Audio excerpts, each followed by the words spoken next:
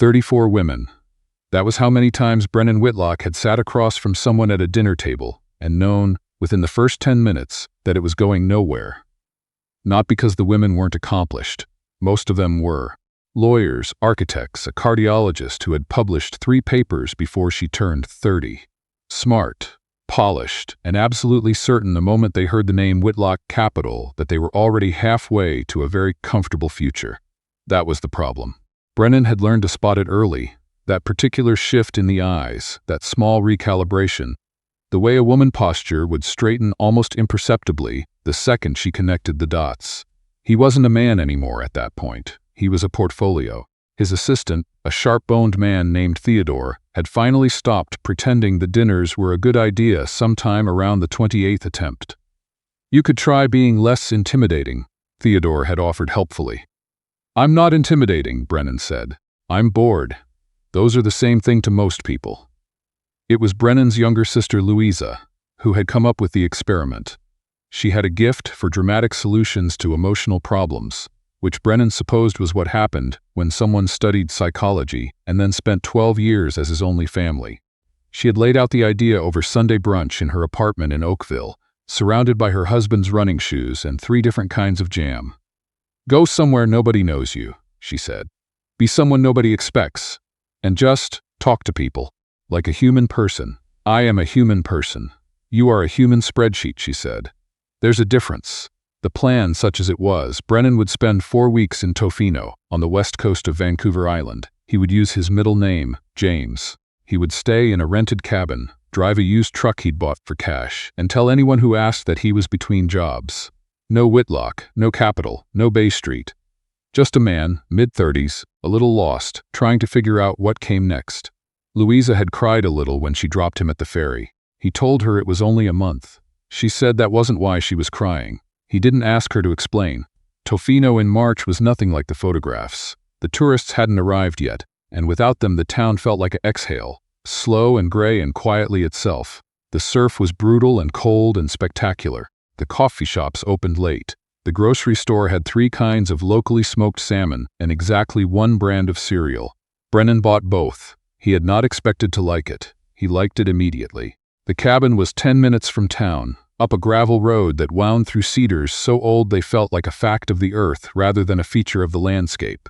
Inside, a wood stove, a worn couch, bookshelves full of paperbacks left by previous renters. He found a dog-eared copy of a Pierre Berton history and read 70 pages in one sitting because there was no phone signal, and his laptop was, by agreement with Louisa, off limits for anything except genuine emergencies.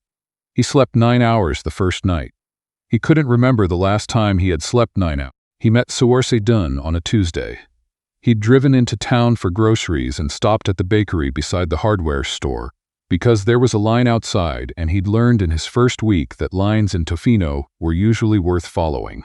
She was 3 people ahead of him, wearing a rain jacket the color of old moss, her dark hair pulled back with what appeared to be a pencil.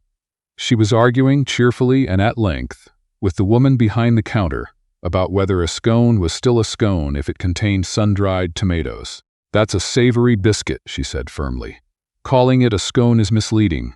"I make them," the woman said. "I get to name them. That's not how language works. It's exactly how language works.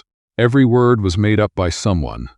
Saoirse laughed, a real laugh, surprised out of her, and said, "Okay, fair, I'll take 2.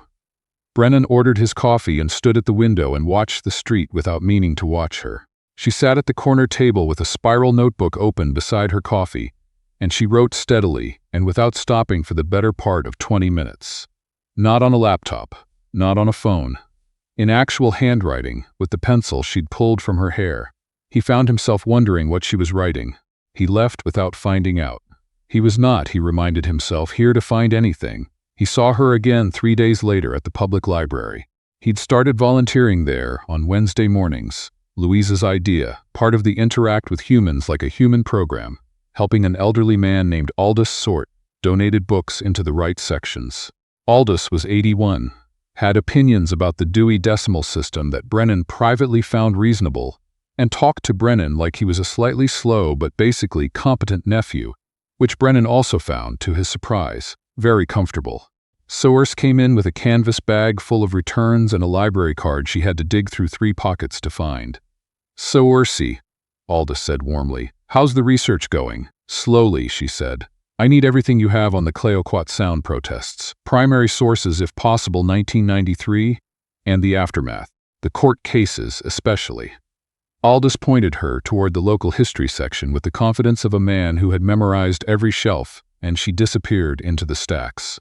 She came out 40 minutes later with a stack of photocopied newspaper clippings and 2 thin-bound reports that looked like they'd been produced on someone's home printer in 1998. She nodded at Brennan on her way out. Not the nod of someone who recognized him. The nod of someone who registered that another person was standing in her vicinity and acknowledged their existence. Efficient. Unsentimental. He nodded back. Aldous watched the door close behind her and said, without looking up from his sorting, "She's doing her master's thesis. Environmental law. Smart girl. Grew up here." "That's interesting," Brennan said, in a tone that was, he knew, too neutral to be convincing. Aldous looked at him over his reading glasses. "She's also not remotely impressed by much," Aldous said, "which I mention for no particular reason." It was the surf school that brought them into actual conversation. He had signed up on an impulse in his second week, partly because he had nothing else to do on Thursday afternoons, partly because standing in the ocean while large waves knocked him over turned out to be one of the few activities that completely emptied his head. He was in the beginner group, along with a retired postal worker from Saskatoon named Hugh, a pair of sisters visiting from Montreal, and Saoirse Dunn, who was, she explained, attempting this for the 4th time. "I keep almost getting it," she said, wringing water from the end of her braid. "And then the ocean reminds me who's in charge." "That's most of life," Hugh said sagely. "It really is," she agreed. Her name, she told him when he asked, was Saoirse, Irish. Her parents had moved from County Clare to Tofino before she was born, for reasons she described as complicated and mostly to do with my father's feelings about salmon. Her mother ran a small bookkeeping practice out of their house.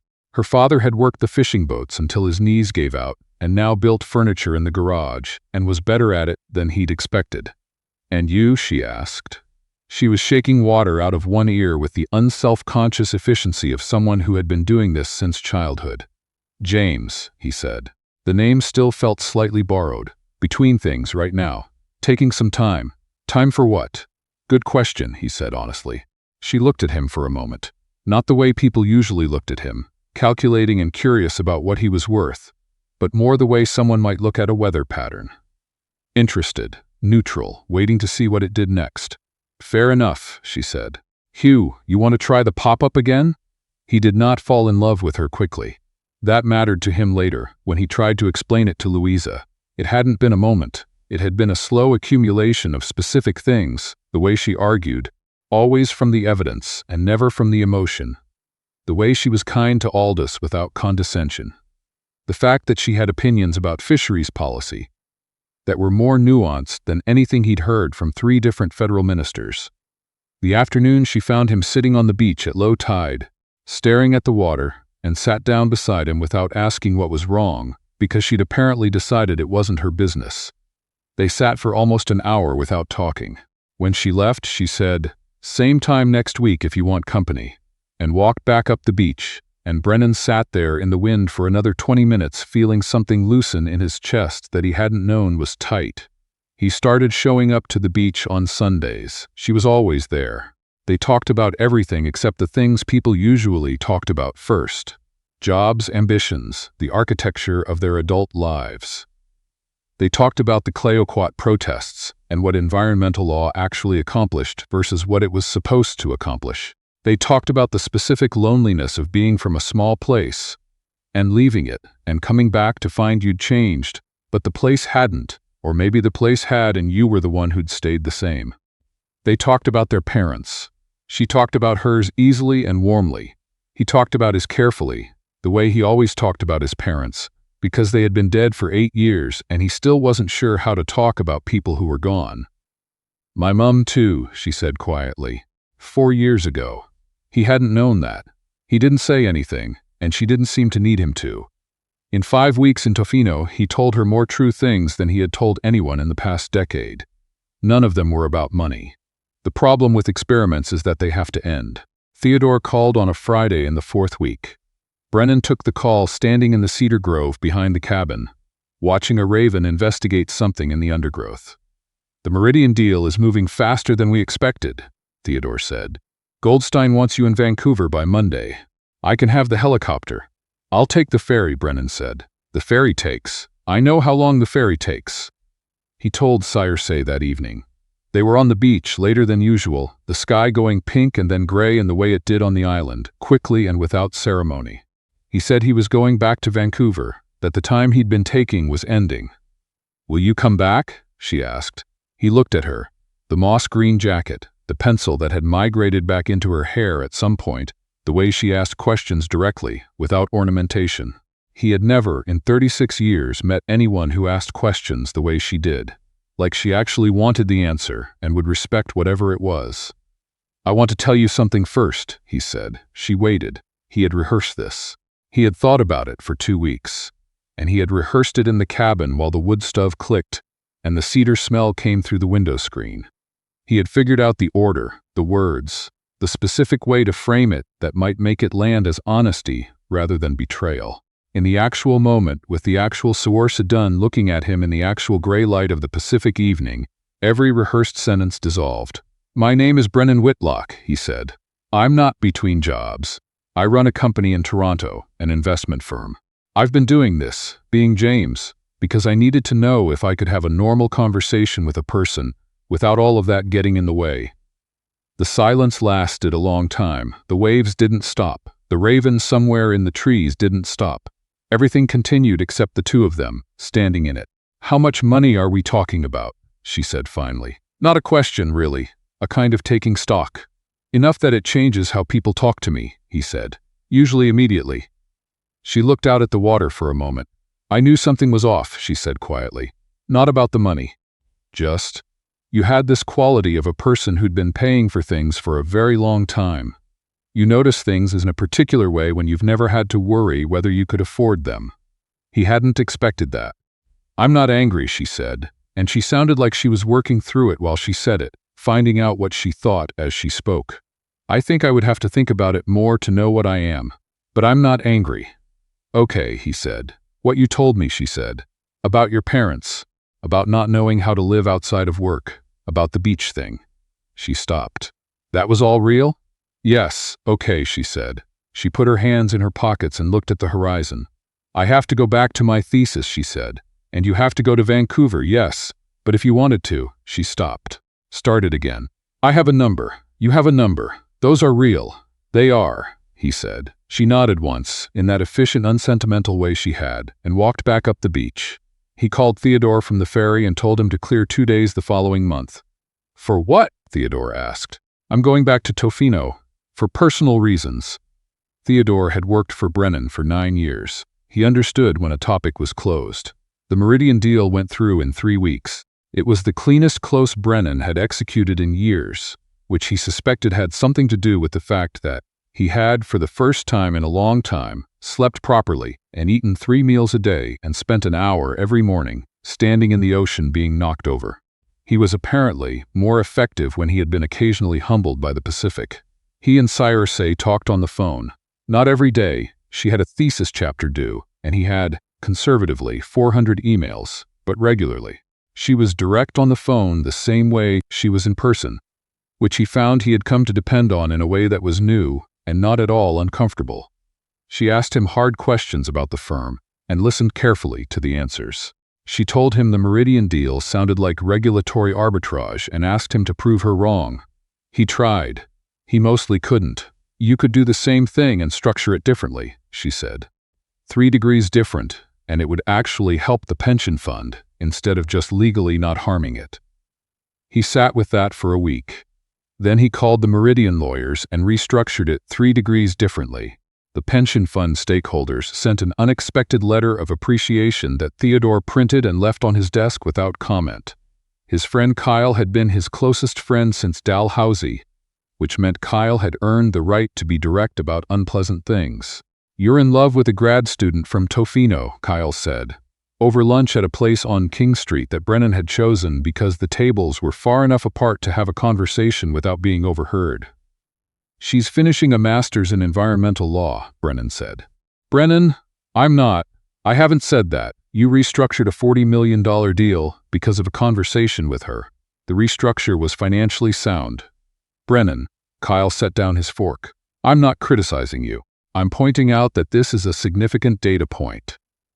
There was also the matter of Kyle's ex-girlfriend, a woman named Simone, who had reappeared in Brennan's orbit a few months earlier through the particular small world mechanics of Toronto finance. Simone was accomplished and self-possessed, and had made it quietly clear at a gallery event in February that she would be open to reconnecting. Brennan had noticed this. He had also, recently, become very aware that he had noticed it and done nothing about it, and that this was not an oversight. He told Kyle this. Kyle said, "Yeah, I know. She mentioned it. I'm sorry. Don't be. Simone's fine. Simone's going to be fine." Kyle picked up his fork again. "So when do we get to meet the thesis writer?" He went back to Tofino in May. She picked him up from the ferry terminal in a truck older than his cabin rental had been, with a cracked passenger side mirror and a back seat full of forestry reports. She was wearing the moss jacket again. He had wondered, on the ferry, whether he'd built her into something in the intervening weeks, whether the reality of her would be slightly smaller than the memory. It wasn't. She shook her head when he started to say something about the truck and said, "It runs. Don't." He didn't. They drove up island to a property her department had been monitoring. Second growth forest with a complicated land tenure history and a developer circling it. And she walked him through the ecology of it in a way that was precise and angry and very alive. He listened carefully. He asked questions she found useful, which she said by saying, "That's actually a useful question," with the particular tone of someone who said it rarely. He told her about Simone. He felt he should. She listened, nodded, asked a question he hadn't expected. "Do you still have feelings for her?" "No," he said. "Not the way you mean." "What way do I mean?" "The way that would matter here." She considered this.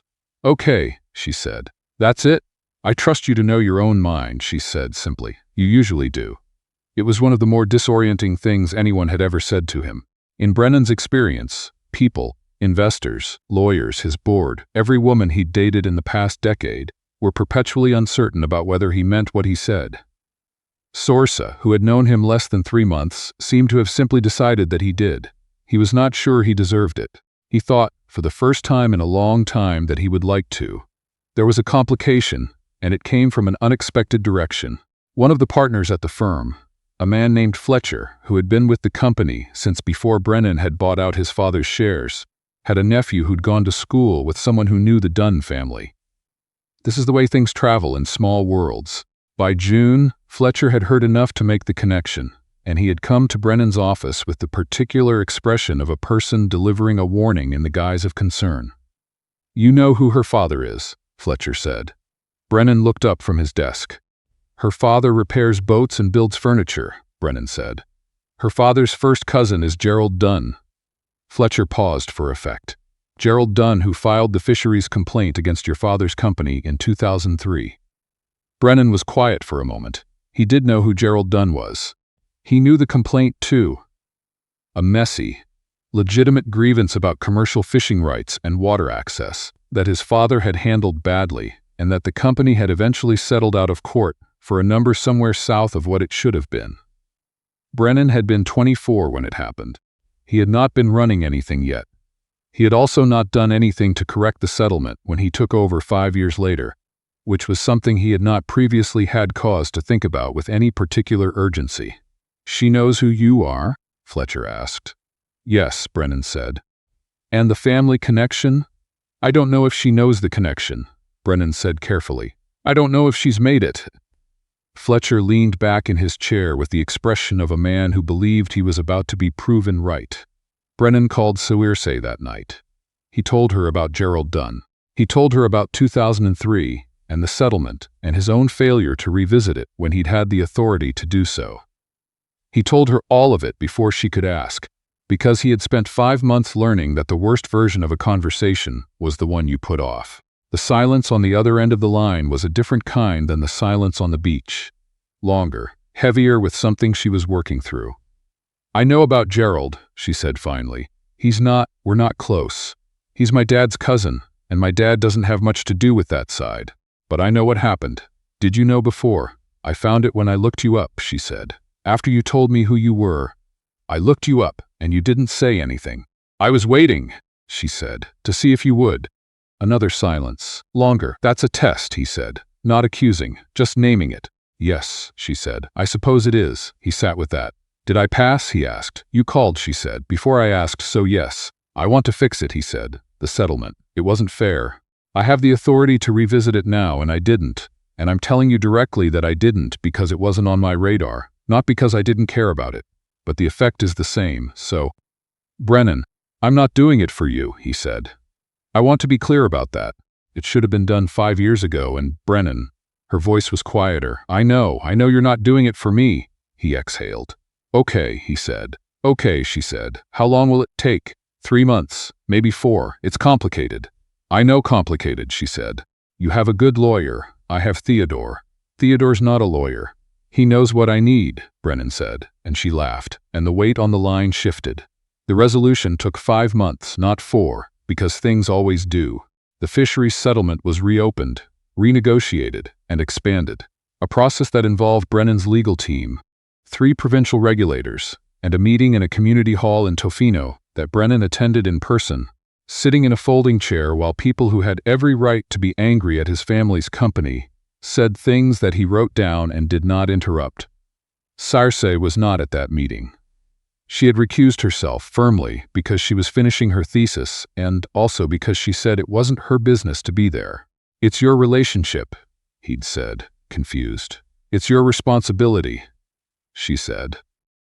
Gerald Dunn shook Brennan's hand at the end of the hall meeting and said something brief and not warm but also not hostile. Brennan thought that was probably about right. He flew back to Toronto that night and called Louisa from the airport. Well, she said. She'd known about all of it. She always knew about all of it. I think I'm going to ask her to come to Toronto for a week, he said. Let her see the whole thing, the company, the apartment, the part of my life I wasn't showing her in Tofino, and if she doesn't like it, then I'll have learned something important, he said. Louisa was quiet for a moment. That's very mature, she said. I had a good teacher. The beach? You, he said. Mostly the beach. Saoirse came to Toronto in November, after her thesis defense, after the letters came back with revisions, after the revisions were done and accepted, and after she'd slept for approximately 2 days straight and then woken up. She told him with absolutely no idea what came next. He showed her the city the way she'd shown him the forest, precisely and without apology. The firm, office where Theodore had arranged everything according to a system only he fully understood. Louisa's apartment in Oakville, where Louisa made too much food and asked Saoirse direct questions about fisheries law, and then forgot to be subtle about being delighted by the answers. On the 4th day, they were standing on the lake shore near the beach's neighborhood, in November wind that was nothing like Pacific wind but was still, decisively, wind, and Saoirse said, I've been thinking about articling positions. In environmental law, he said. Obviously in environmental law. There are some good firms in Vancouver. There's also one in Toronto that does work I actually admire. He waited. I'm not moving here for you, she said clearly. I want to be direct about that. If I come here, it's because there's a position worth coming for. I know, he said. Good. But if you were here, he said, I would very much like it if we had dinner. We have dinner now. Regularly, he said, and deliberately. She looked at him. That weather pattern look, the one that saw what was there and didn't add anything that wasn't. Then she nodded, once in that way that meant she had decided something. Regularly and deliberately, she said. Okay. The wind came off the lake and her hair came partly loose from whatever she'd put it up with. A pencil. Still, always a pencil. And Brennan thought about a Tuesday morning in a bakery in Tofino, a woman arguing about scones, a laugh that surprised even the person laughing, and the specific quality of a life that had, without his planning it, been rearranged. Not into something easier. Into something true. That, he thought, standing on the cold November shore, was worth 34 dinners and 1 very long ferry ride. It was worth considerably more than that, actually. But he was learning slowly to let the right things be worth what they were.